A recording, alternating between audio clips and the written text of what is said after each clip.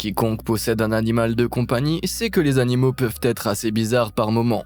Mais certains membres du règne animal sont beaucoup plus bizarres que votre chien qui mange sa propre crotte. Des créatures dotées d'un sens de la mode des plus effrayants aux rituels d'accouplement les plus fous. Préparez-vous à rester bouche bée devant certaines des choses les plus étranges que font les animaux.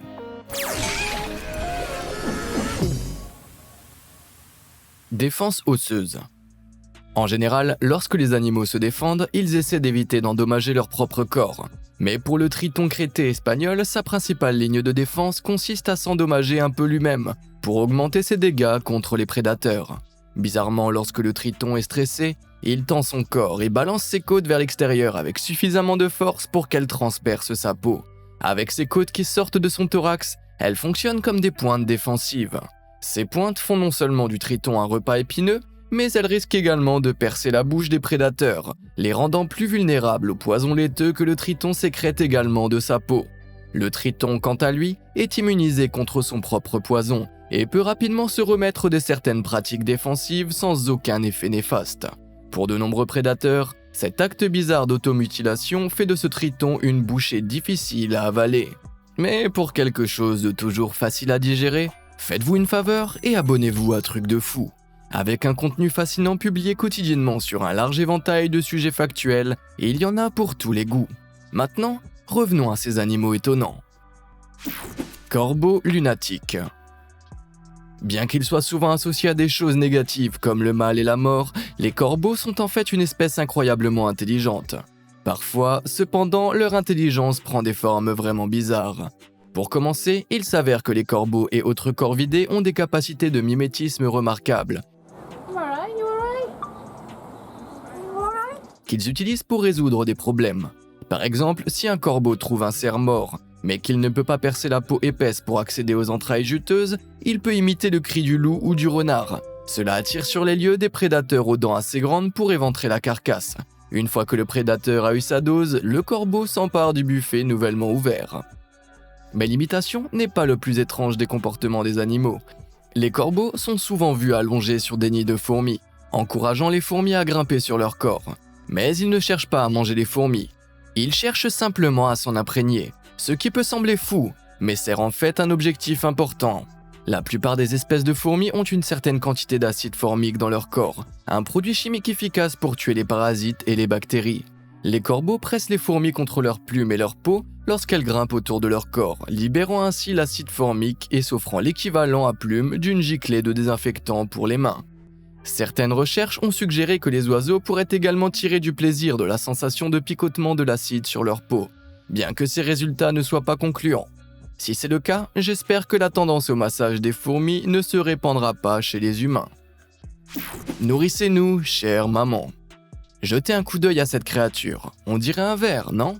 Eh bien, ce n'en est pas un. Et ce n'est pas non plus un serpent ou une anguille. C'est un cécillie, un amphibien, semblable aux grenouilles et aux tritons. Sauf que la plupart des cécilies n'ont pas de pattes. Ces amphibiens visqueux vivent principalement sous terre et creusent des tunnels en enfonçant leur crâne dur dans la terre à l'aide de leurs solides épines. L'apparence de ver de terre du cécilie n'est pas la partie la plus étrange. Lorsque les mères de l'espèce donnent naissance, elles développent une couche supplémentaire de peau, riche en nutriments et en graisse, que leur progéniture dévore avec leurs petites dents pointues. Cette pratique se poursuit jusqu'à ce que les jeunes soient assez grands pour chasser leur propre nourriture. Heureusement, la mère n'est pas complètement dévorée par ses enfants. La peau repousse tous les 3 jours pour continuer à fournir aux jeunes cécilies leur nourriture préférée, une maman amphibie à point. Mère de l'année. Si vous pensiez que le cécilie renonce à beaucoup de choses pour la maternité, attendez d'en savoir plus sur l'araignée du désert de l'espèce Stegodiphus lineatus. Lorsque les œufs de la mère araignée éclosent, elle commence à digérer son propre corps, décomposant et régurgitant ses entrailles pour nourrir sa progéniture. Elle poursuit ce processus aussi longtemps qu'elle le peut, en gardant ses organes vitaux pour la fin. Finalement, une fois que presque tout a été digéré, la mère commence à tapoter ses pattes sur la toile. Ce tapotement déclenche un instinct de prédateur chez ses enfants, et comme un pistolet de départ, les encourage tous à se jeter directement sur son corps. Il lui injecte du venin, liquéfiant ses entrailles restantes, et se régale d'elle jusqu'à ce qu'il ne reste plus qu'un exosquelette. Une fois, j'ai juré devant ma mère et je me suis senti coupable pendant des jours. Mais après avoir appris l'existence de ces horribles araignées mangeuses de mer, je me sens comme un saint en comparaison. Tenue d'assassin. Personne ne pousse la mode à l'extrême comme l'insecte assassin. Certaines espèces de la famille des insectes assassins ont une tendance très morbide à se déguiser avec le cadavre de leurs ennemis. Ils commencent par saisir leur proie avec leurs longues mandibules et leur injectent des toxines paralysantes qui liquéfient leurs entrailles. Ils aspergent ensuite les malheureuses créatures et collent leurs exosquelettes sur leur dos avec une sécrétion collante. Continuez à empiler les cadavres jusqu'à ce qu'ils aient amassé un assortiment inquiétant. Mais pourquoi ? Eh bien, couverte de cadavres, la punaise assassine est bien camouflée, ce qui signifie que tant qu'elle est immobile, les prédateurs auront du mal à la repérer. Son costume macabre a également la même odeur que les insectes dont il se nourrit, ce qui permet de se faufiler dans les nids et les colonies des fourmis sans se faire repérer.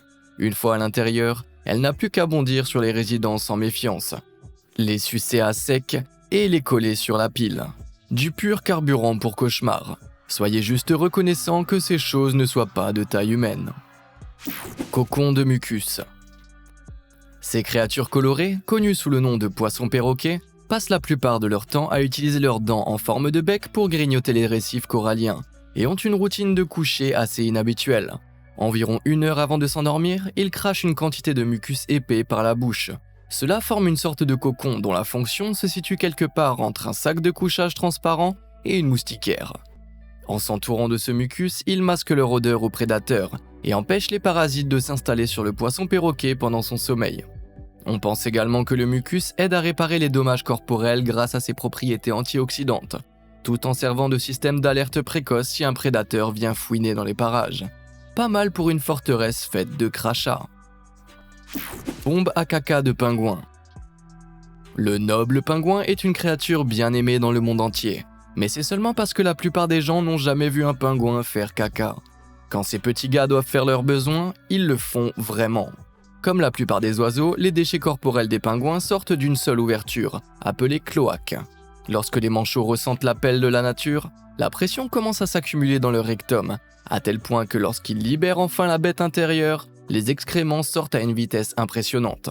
En fait, dans ce qui fut sans doute l'une des études scientifiques les plus importantes de tous les temps, les chercheurs ont découvert que les manchots de Humboldt envoyaient leurs excréments à une vitesse de près de 5000 par heure. Bien que les manchots ne puissent pas voler, leur bombe à excréments parcourt régulièrement des distances de plus d'1 mètre. Malheureusement, si la distance parcourue par les cacas à haute pression est destinée à maintenir le nid du chieur en ordre, les autres manchots de la zone sont rarement pris en compte, ce qui résulte en des crimes de caca de pingouin à pingouin étonnamment fréquents. Bien que, en toute honnêteté, en regardant la quantité de couches fécales que ce gars avait déjà avant, soit il doit déjà apprendre sa leçon et s'écarter du chemin, soit c'est son truc. Et maintenant, vous ne regarderez plus jamais Pingu de la même façon.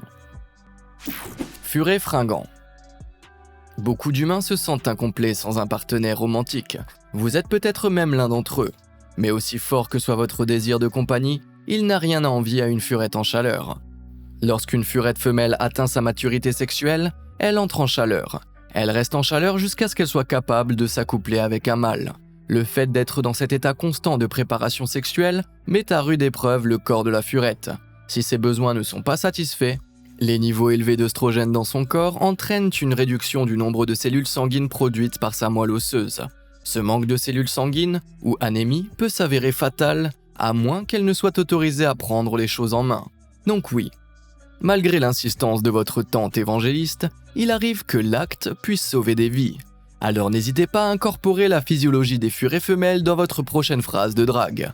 Mais assurez-vous de la poster d'abord dans les commentaires ci-dessous. Les sons sexuels de la carapace. Aussi mignonnes et innocentes que puissent paraître les tortues, elles procréent comme le reste d'entre nous, animaux dégoûtants. Si vous pensez que les tortues sont des créatures calmes et paisibles, c'est en grande partie vrai. Sauf lorsqu'elles s'accouplent. Lorsque les tortues s'accouplent, chaque poussée est accompagnée d'un bruit du mâle, unique à chaque type de tortue. Nous avons l'étrange petit couinement émis par les petites tortues à carapace. Puis, nous avons ces inquiétants et tonitruants mugissements de tortues géantes.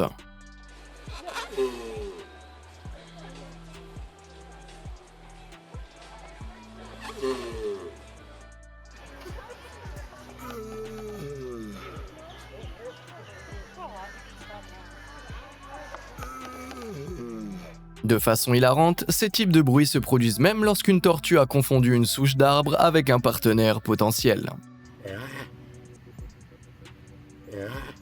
Cela peut ressembler à E.T. faisant du karaté, mais c'est tout à fait naturel.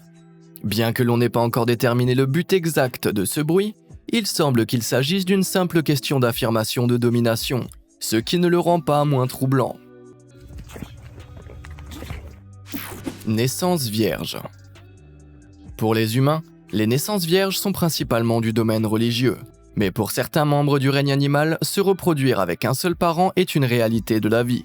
Prenez le redoutable dragon de Komodo par exemple. Lorsqu'une femelle dragon de Komodo a envie de se reproduire mais qu'il n'y a pas de mâle dans les parages, elle a la capacité étonnante de féconder ses propres œufs. Grâce à un processus appelé parthénogénèse, la femelle modifie ses cellules reproductrices pour jouer le rôle de mère et de père, ce qui lui permet de se reproduire complètement seule. De plus, une mère Komodo peut même s'accoupler avec sa propre progéniture une fois qu'elle a atteint la maturité sexuelle, dans le but de maximiser la survie de sa lignée. Bien sûr, il y a une raison pour laquelle la plupart des animaux préfèrent ne pas rester en famille de cette façon.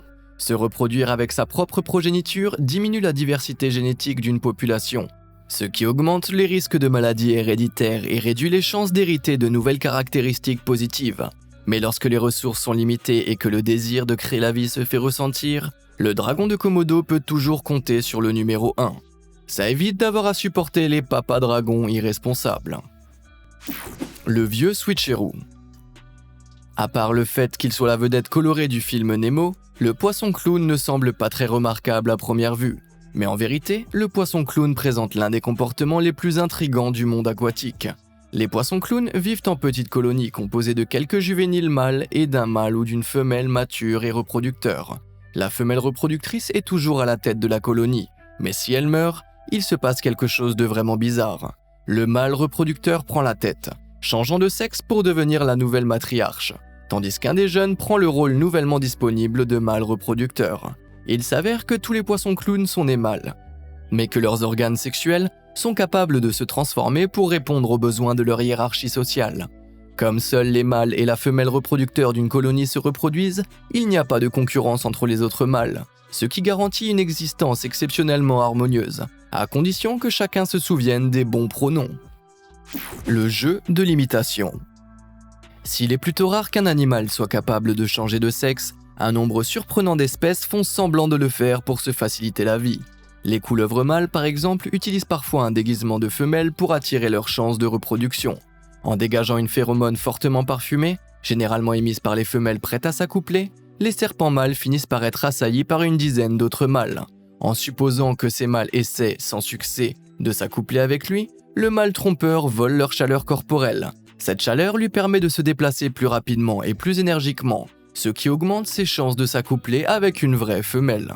Du moins, une fois qu'il a échappé à l'essaim plutôt désagréable de mâle en chaleur.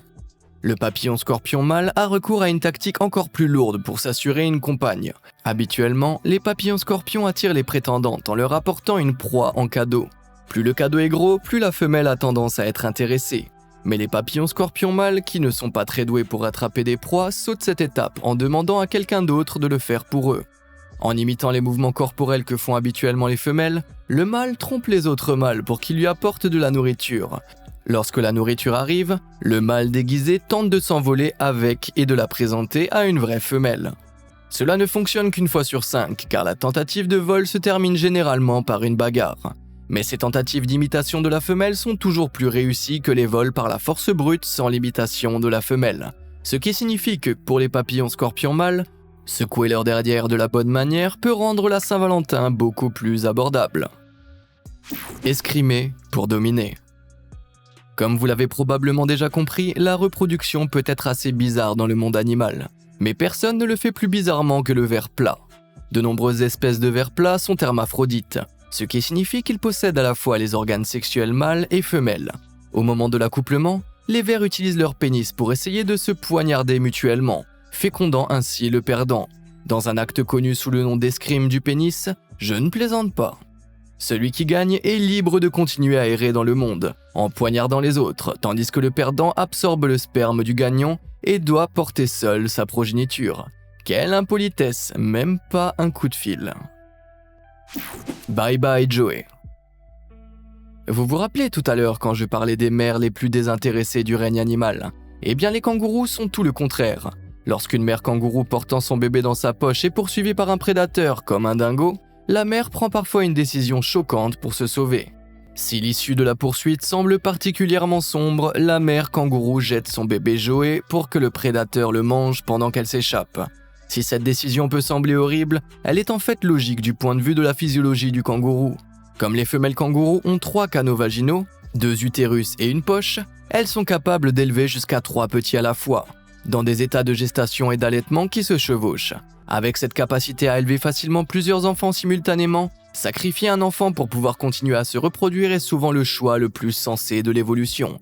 C'est bien beau tout ça, mais essayez de le dire au Joey qui a été jeté dehors. Appartement au sous-sol.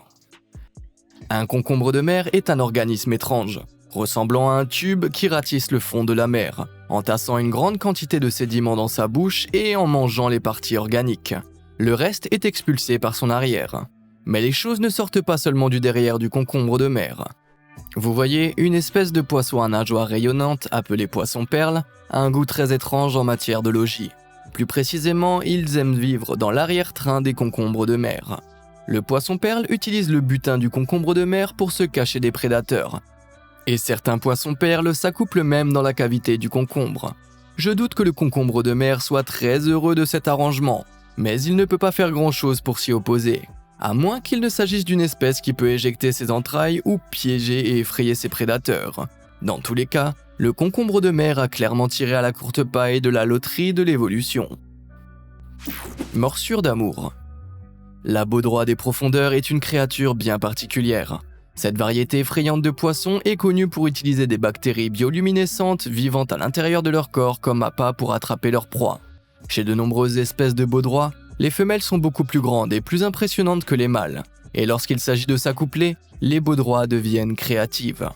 Le mâle resserre ses mâchoires sur la femelle et libère une enzyme qui commence à digérer la peau de sa bouche ainsi que son corps.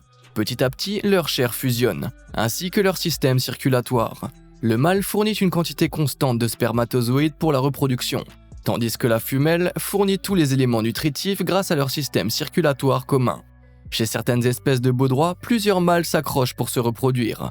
Vous parlez d'un petit ami collant. Il est clair que la taille n'a pas d'importance pour ces étranges petits nageurs.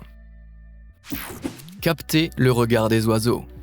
Dans le monde entier, les propriétaires d'autruches doivent faire face à un comportement très étrange de la part de leurs amis à plumes.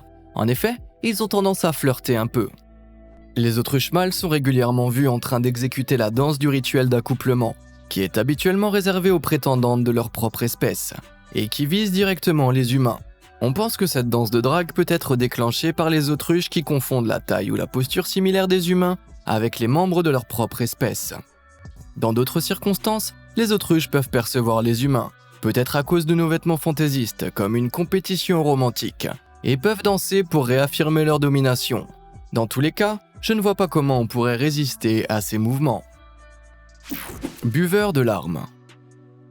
Pour certaines personnes, la vue d'un papillon de nuit battant ses grandes ailes poussiéreuses dans une pièce sombre suffit à leur donner des frissons. Mais il y a quelque chose de vraiment effrayant chez les mythes dont la plupart des gens ne sont pas conscients. Certaines espèces de mythes, lorsque leur source habituelle de sodium se tarisse, trouvent du sel sous une autre forme, en buvant les larmes des animaux, visant généralement les grands mammifères comme les cerfs, mais parfois aussi les oiseaux endormis. Les papillons de nuit glissent leurs longues trompes en forme de nez sous les paupières de leur cible et se mettent à aspirer. Heureusement, c'est indolore pour les donneurs de larmes, mais c'est toujours terrifiant pour le reste d'entre nous. Bouchées visqueuses. Ces étranges créatures et glissantes sont connues sous le nom de myxines. Avec leur bouche recouverte d'os et de dents, elles se régalent des carcasses du fond de la mer de l'intérieur vers l'extérieur. Mais quand un prédateur se met à aimer la myxine, il a une mauvaise surprise. Lorsqu'elle est tenue ou même simplement touchée par un prédateur, la myxine libère du mucus qui réagit avec l'eau, formant un gel épais qui l'aide à s'échapper. Le mucus peut également étouffer les poissons qui ont la malchance d'être coincés entre leurs branchies, ce que la myxine utilise à son avantage pour se défendre et pour chasser. Le mucus de la myxine est si épais et glissant que lorsqu'un camion transportant ces créatures s'est écrasé dans l'Oregon en 2017, les pompiers ont dû utiliser 18 927 litres d'eau pour nettoyer l'autoroute. Mais moi je dis qu'ils auraient dû laisser tomber et transformer la route en toboggan le plus glissant du monde. Beau chameau. Quand vient le moment de s'accoupler, le chameau d'Arabie s'habille pour l'occasion. Mais pas en smoking. Cet animal du désert à sabots attire ses partenaires en gonflant son palais, qui pend sur le côté de sa bouche, entouré d'une épaisse couche de bave. La salive mousseuse autour de la bouche s'écoule en même temps que le chameau émet un gargouillement grave, qui fait partie du processus d'attraction, lequel est couronné par le pipi du chameau sur sa propre queue.